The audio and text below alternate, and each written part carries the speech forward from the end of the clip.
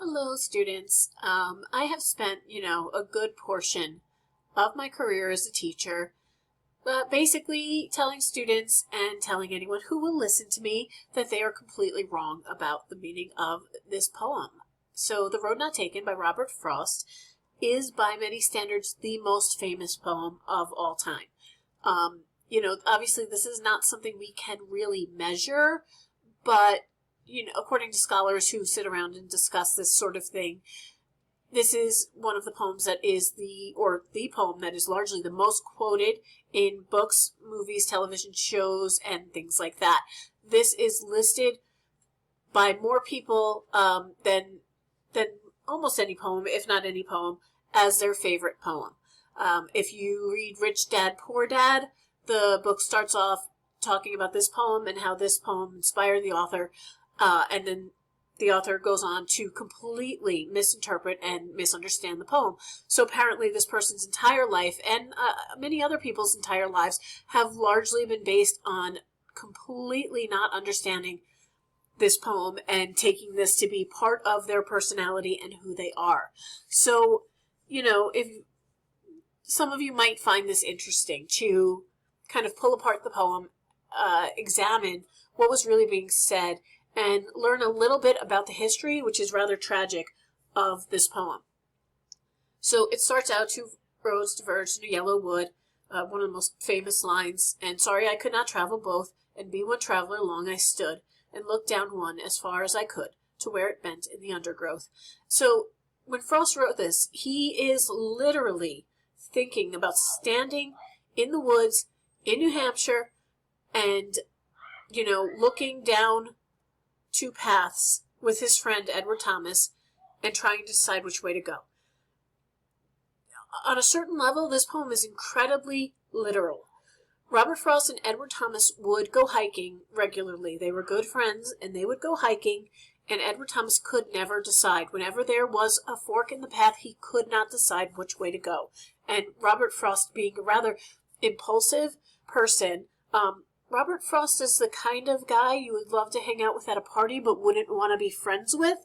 We all know that person, a little full of themselves, thinks they're always right, talks constantly, and, overall is rather obnoxious.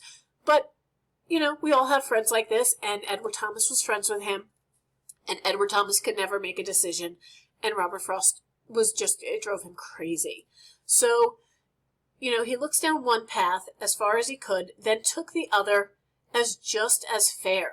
Now, this is perhaps the most important four words in this poem. The other side is just as fair and having perhaps the better claim.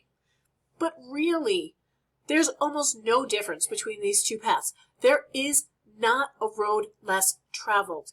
These paths are both roughly equally the same. One was a little grassy and wanted wear, but really, though as for the passing there had worn them really about the same. The passing there had worn them really about the same. There is no road less traveled by. These are two equally worn roads, and both that morning equally lay in leaves no step had trodden black, and I kept the first for another day, yet knowing how way leads on to way, which, as many of you know, way leads to way becomes a very famous phrase. I doubted if I should ever come back. So, we all know this, like literally you're walking on a hike and you think, ooh, I wonder where these two paths go. I'd love to come back and take this one, but I probably never will. And we all know how this is in real life when you are making a decision. I would love to major in poetry like I did, and I would have loved to have majored in psychology, which I didn't. And maybe my life will lead me into a way where I might decide to go back to school and do that. But as way leads to way, it's doubtful that I ever will take the other path that I could have taken in life. So I think we can all relate to this. Basically, two men, which we don't see here. We only see the one man, but knowing, because Frost loved to talk about himself and loved to give interviews, that it is two men who are standing there. And two paths that really are about equal, and there's no possible way of knowing how either way would turn out. And really, there's just nothing exceptional about either path. So this now is the second most important line here. I shall be telling this with a sigh. So, and according to Frost, and also, just from the reading, a sigh is not a good thing. The speaker is not telling this like, oh, this is wonderful. I did this, and this was a wonderful choice, and I am happy to look back on this. The speaker is telling this with a sigh. The speaker has some regrets here, and some sadness in the choice, that the speaker made. Now, we know that this is supposed to be probably from Edward Thomas's point of view, but we only know that because Frost told us that. So in general, when we're reading poetry, and we are very rarely going to have the kind of access to the backstory of poetry as we do with Robert Frost poems, because, like I said, he he really loved to talk about himself. He loved to give interviews. He loved to talk about his poetry. And if you feel like learning more about any Robert Frost poem, he will tell you. And Robert Frost also largely wrote about himself, whereas a lot of authors don't. Say in the Rothke poem that we read this week, the original poem was about a girl, so it's not autobiographical. But Robert Frost poems are generally autobiographical, but it's best to refer to the speaker in the poem and not to the author. So the speaker here tells it with a sigh, ages and ages hence, two roads diverged in a wood, and I took the one less traveled by, and that has made all the difference. And this is not a positive ending. So, that sentence, two roads diverged in a wood, and I took the one less traveled by, and that has made all the difference. This is quoted so much, and it is quoted as saying you should take the road less traveled by. But if you really pull apart the poem, the speaker is actually saying, I have no idea what would have happened if I'd gone the other way, and it made the difference because this is where my life is. But, I kind of regret that I'll never know what the other path held. So I think really the backstory of this poem is tragic and very interesting. Robert Frost, after he wrote this poem, he published it and he sent a copy to Edward Thomas, who was not, living near him at the time. And Thomas read the poem, and he did, he took it as an insult. He took it, which it kind of was. It was kind of a jerk move of Frost to write this, publish this, and send it to Edward Thomas, basically making fun of him for never being able to make a decision, never being able to make a choice. And Edward Thomas took this very much to heart and was, hurt by the poem. But it made him feel like, Frost is right.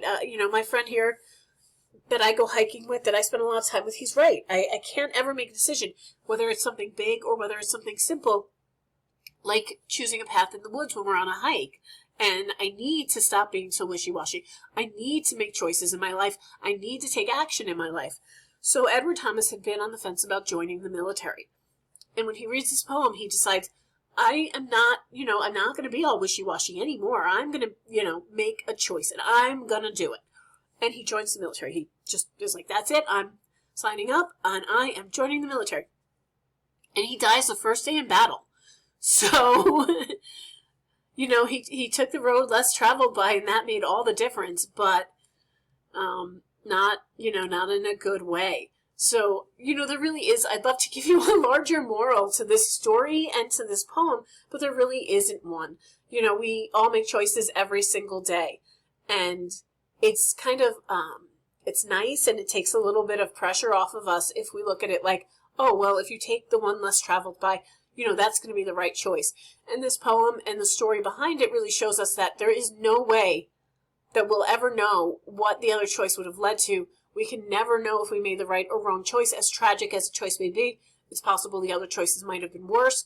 And there's no way to know in advance, what choice we should make and whether it's the right one. And even in retrospect, there's really no way to know because we can't know what would have happened if we had made the other choice. And that's really what this poem is saying. It's not as fun or inspiring as a message as it appears to be. you know, to just tell you to take the road less traveled by. That is, you know, it's advice, it's fun, you know, we'll do that, I can do that, I can follow that, it's inspiring. But the real message of the poem is, if you're the type of person who's going to kind of look back on this and think, oh, what would have happened if I'd done this? What would have happened if I had done that? You'll never really find any happiness, because you'll just always be reflecting on what you couldn't possibly know. So, you know, I hope that this gives you guys a little bit of understanding and backstory. I have a little bit of a cold today, and I did not prepare this video in any way, so excuse my kind of nasally voice and my coughing and drinking juice during this video. But I do hope that this helped you guys out a little in understanding this poem. And next time you hear someone talking about it, saying it's their favorite poem, you can tell them why they're completely wrong about what it means. And you will be then just as fun at parties as Robert Frost, which is probably not that much. Have a great day.